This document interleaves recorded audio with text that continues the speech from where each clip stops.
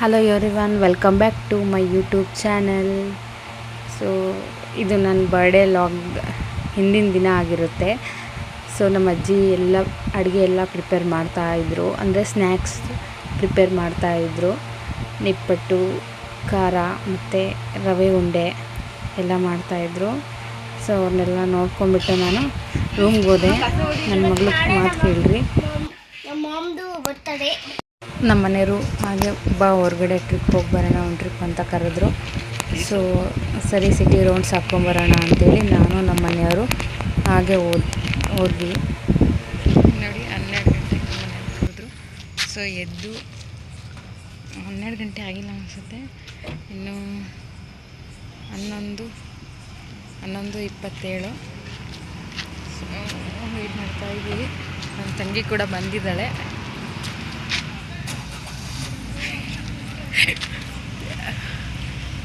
ನಮ್ಮ ಮನೆಯವ್ರು ಗಾಡಿ ಸ್ಟಾರ್ಟ್ ಮಾಡಿದ್ರು. ಸೊ ಹಿಂಗೆ ಲಾಂಗ್ ಡ್ರೈವ್ ಹೋಗಿ ಬರೋಣ ಅಂತೇಳಿ, ನಂಗೆ ಲಾಂಗ್ ಡ್ರೈವ್ ಹೋಗೋದಂದರೆ ತುಂಬ ಇಷ್ಟ. ಕರೆಯಲ್ಲಿ ಅದಕ್ಕೆ ಕರ್ಕೊಂಡು ಹೋಗ್ತೀನಿ ಅಂತಿದ್ರು, ಅದಕ್ಕೆ ಲಾಂಗ್ ಡ್ರೈವ್ ಹೋಗೋಣ ಅಂತ ಹೊರಡ್ತಾಯಿದ್ವಿ.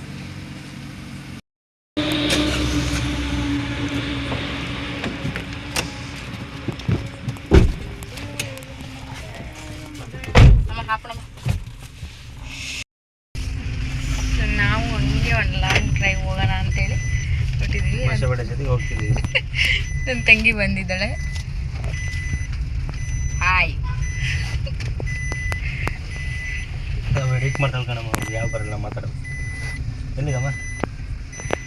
ನನ್ನ ತಂಗಿ ಹೊರ್ಗಡೆ ಊಟ ಮಾಡೋಣ, ಮನೆ ಬೇಡ ಅಂತ ಅಂದ್ಲು. ಸೊ ನೋಡೋಣ ಎಲ್ಲಾದರೂ ಹೊರಗಡೆ ಅವಳಿಗೆ ಊಟ ಸಿಗುತ್ತಾ ಅಂತ ನೋಡ್ಕೊಂತ ಹಾಗೆ ಸುತ್ತಾಡೋಣ ಅಂತ ಹೋದ್ವಿ.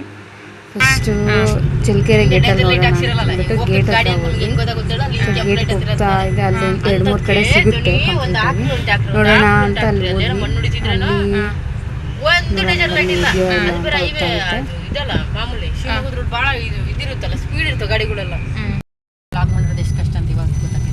ಭಾಳ ಕಷ್ಟ.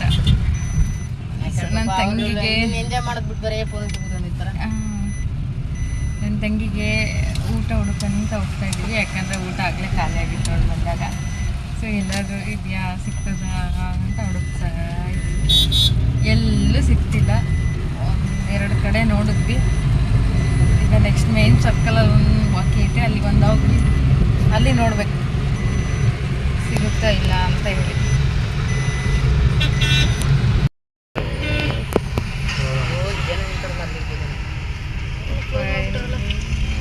ಬಂದ್ವಿ ಮೇನ್ ಸರ್ಕಲ್ಗೆ. ಇಲ್ಲೂ ಯಾವ ಅಂಗಡಿಗಳು ಓಪನ್ ಇಲ್ಲ.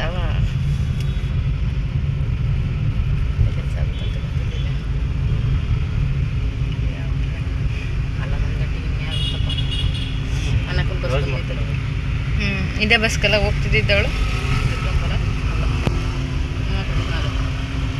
ಸೊ ನೋಡಿ, ಎಲ್ಲೂ ಒಂದು ಹೋಟ್ಲೂ ಓಪನ್ ಇಲ್ಲ. ಸೊ ಈಗ ನೆಕ್ಸ್ಟ್ ಗೋರ್ಮೆಂಟ್ ಬಸ್ ಸ್ಟ್ಯಾಂಡ್ ಹತ್ರ ಒಂದ್ಸತಿ ಹೋಗ್ಬೇಕು. ಅಲ್ಲಿ ಹೋಗಿ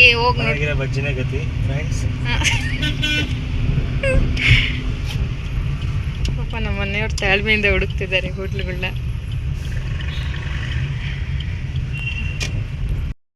so finally government bus stand ಹತ್ರನೂ ಬಂದ್ವಿ.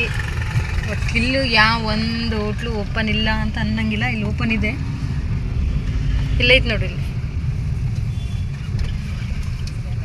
ಓಪನ್ ಐತೆ. ಸೊ ನಮ್ಮ ಮನೆಯವ್ರು ರೆಡಿ ಹಾಕಿದ್ರು. ನಮ್ಮ ಮನೆಯವರು ಮತ್ತು ನನ್ನ ತಂಗಿ ಹೋಗ್ತಾ ಇದ್ದಾರೆ ತರಕ್ಕೆ. ನಾನು ಗಾಡಿಯಲ್ಲೇ ಕುಂತಿರ್ತೀನಿ, ನಾನು ಹೋಗಲ್ಲ. ಹಿಂಗೆ ಬರ್ಲಾಕೆ ಇಲ್ಲ ಪಾರ್ಸಲ್ ಮನೆ ಇರ್ತೀನಿ ಅಂತ. ಬಾಂಗಿನ ಜೊತೆಗೆ ಟೈಮ್ ಆಯ್ತು, 20 ನಿಮಿಷ ಐತೆ.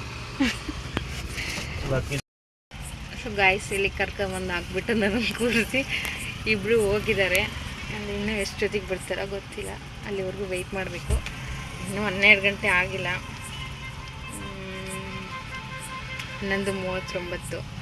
ಸೊ ಇನ್ನೂ ಐತೆ ಟೈಮ್, ಅಲ್ಲಿವರೆಗೂ ವೆಯ್ಟ್ ಮಾಡೋಣ. ಫೈನಲಿ ಬಂದರು. ಏನಾಯ್ತು ರಿಸಲ್ಟು? ಯಾವ ಹೋಟ್ಲಲ್ಲಿ ಹೇಳಿಲ್ಲ, ಮೆಡಿಕಲ್ ಸ್ಟೋರು. ಸೊ ಒಂದು ಹೋಟ್ಲ್ ಹೇಳಿಲ್ಲ ಅಂತೆ, ಮೆಡಿಕಲ್ ಸ್ಟೋರ್ ಐತೆ. ಹೋಟ್ಲೆಲ್ಲ ಕ್ಲೋಸ್ ಆಗಿದ್ದಾರೆ. ಒಂದು ಹೋಟ್ಲಿದೆ, ಅದರಲ್ಲಿ ಊಟ ಇಲ್ಲ. ಅದಕ್ಕೆ ಹಂಗೆ ರಿಟರ್ನ್ ಬಂದಿದ್ದಾರೆ.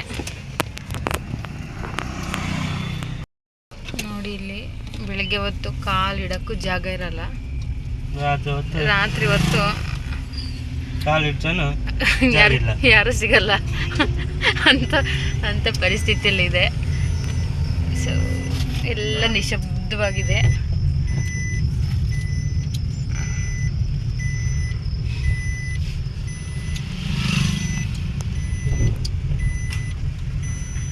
ನೋಡೋಣ ಅಂದರೂ ಯಾರೂ ಇಲ್ಲ.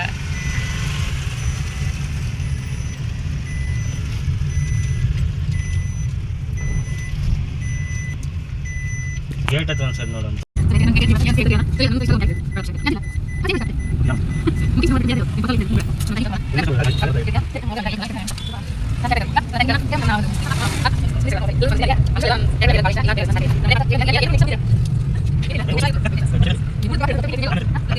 ಬರ್ಡೇ ನಾನು ಮಾತಾಡ್ತಿದ್ದೆ, ಇವರು ಊಟ ನಿದ್ದೆ ಬರೀ ಇದ್ರದ್ದೇ ಕೇಳ್ತಿದ್ದಾರೆ. ಅದಕ್ಕಾಗಲೇ ನಿದ್ದೆ ಬರ್ತೈತೆ, ಬರ್ತಡೆ ಅಂತ ಇಲ್ಲಿವರೆಗೂ ತರ್ಕೊಂಡಿದ್ದೀನಿ ನಿದ್ದೆನ. ಮನೆಯಾಗೆಲ್ಲರನ್ನೂ ಅಲ್ಲೇ ಬಿಟ್ಟು ನಾವು ಇಷ್ಟು ಜನ ಮಾತ್ರ ಬಂದಿದ್ವಿ. ಅದಕ್ಕೋಸ್ಕರನೇ ಕಾಯ್ತಾ ಇದ್ವಿ ಎಲ್ಲರೂ. ನನ್ನ ಮಗಳಿದ್ದು ಬಿಟ್ಟರೆ ಹೋಗ್ಬಿಡ್ತಾಳೆ. ಸೊ ಎಲ್ಲಿ ಹುಡುಕಿದ್ರು ಒಂದು ಹೋಟ್ಲು ಓಪನ್ ಇಲ್ಲ ಇಡೀ ದುರ್ಗದಲ್ಲಿ. ಐಶ್ವರ್ಯ ಪೋಟ್ ಅಲ್ಲಿ ಸಿಗಲ್ಲ, ದುರ್ಗದ ಸೀರೆ ಐಶ್ವರ್ಯ ಪೋಟಗೆ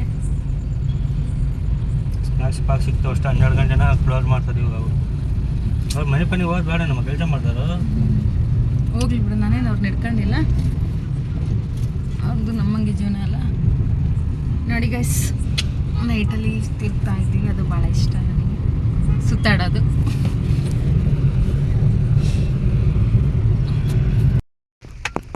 ಸೊ ಗೈಸ್, ಫೈನಲಿ ಮನೆಗೆ ಹತ್ರ ಬಂದ್ವಿ. ಗಾಡಿ ಪಾರ್ಕಿಂಗ್ ಮಾಡ್ತಾರೆ, ನಾನು ಇಲ್ಲೇ ಹೇಳ್ಕೊಂಡ್ಬಿಡ್ತೀನಿ. ಇರಪ್ಪ ಕಂದ, ನಾನು ಹಿಡಿತೀನಿ.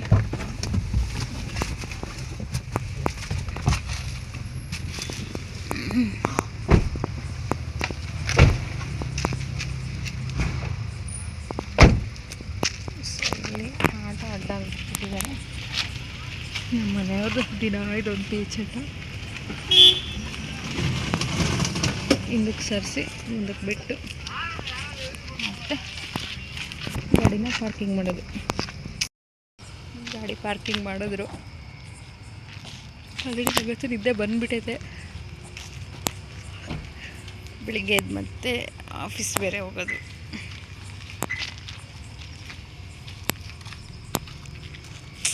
ತಂಗಿ ಹೋಗ್ತಿದ್ದಾಳೆ. Happy birthday birthday. ಪಾಪ ನಾಯಿಗೆ ಗೊತ್ತಿಲ್ಲ ನಾವು ಅವ್ರು ಏರಿದಾರಂತ. ನಮ್ಮನ್ನ ನೋಡೆ ಮಾಡ್ತಿದ್ದಾರೆ. ಸೊ ಬನ್ನಿ, ನಿದ್ದೆ ಭಾಳ ಬಂದ್ಬಿಟ್ಟೈತೆ. Happy birthday. Thank you. ನನ್ನ ಮಗಳು ವಿಶ್ ಮಾಡ್ತೀನಿ ಅಂತ ಮಲ್ಕೊಂಬಿಟ್ಟಾಳೆ. ನಾನು ನೋಡು. Thank you. Happy birthday. ನೋಡಿ ಗೈಸ್, ಇಲ್ಲಿ ಮೊಬೈಲೆಲ್ಲ ಇಟ್ಕೊಂಡು ಸ್ಟೇಟಸ್ ಹಾಕೋಕ್ಕೆ ಹೆಂಗೆ ಕಾಯ್ತಾ ಇದ್ದಾರೆ. ಇವಳು ನೋಡ್ರಿ, ಇವಳು ಚಿಕ್ಕ ತಂಗಿ. ಇವಳು ಇರಲ್ಲ ಪಾಪ, ನಾಳೆ ಊರಿಗೆ ಹೋಗ್ತಾಳೆ ಇವಳು. ಈಗ ನೋಡಿ ಗೈಸ್, ಇವೆಲ್ಲ ನನ್ನ ಮಗಳು ದುಡ್ಡು ಆಟ ಆಡೋಕೆ ತಗೊಂಬಂದಿರೋ ಒರಿಜಿನಲ್ ಅನ್ಕೋಬಿಡ್ರಿ. ನನ್ನ ತಂಗಿಗೆ ಎಲ್ಲೂ ಊಟ ಸಿಗಲಿಲ್ಲ ಪಾಪ, ಕೊನೆಗೆ ಮನೆಗಳ ಅನ್ನನೇ ಗತಿ ಆಗ್ಬಿಟ್ಟೈತೆ. ನಮ್ಮ ಮನೆಯವ್ರು ಅಲಾರಾಮ್ ಇಟ್ಕೊಂಡಿದ್ದಾರೆ ಪಾಪ, ಅದನ್ನು ನೋಡ್ಕೊಂಡು ಚೆಕ್ ಮಾಡ್ಕೊತ ಇದ್ದಾರೆ. ಒಂದು ಮುಖ ನೋಡಿದ್ರೆ ನಂಗೆ ನಿದ್ದೆ ಬಂದಿರೋ ಥರನೇ ಕಾಣಿಸ್ತಿಲ್ಲ. ಹ್ಯಾಪಿ ಬರ್ತ್ಡೇ ಅಮ್ಮ. ಹುಟ್ಟುಹಬ್ಬದ ಆರ್ಥಿಕ ಶುಭಾಶಯಗಳು ಧನುಜ. Thank you. 100 ವರ್ಷ ನನ್ನ ಜೊತೆ ಸುಖವಾಗಿ ಬಾಳು. Thank you. ನನ್ನ ಜೊತೆ ಗಲಾಟೆ ಮಾಡೋಕ್ಕಿಂತ ಹೋಗಬೇಡ. ಇಲ್ಲ ಮಾಡಲ್ಲ.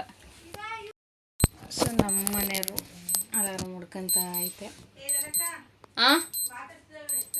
ಏನವ? Thank you.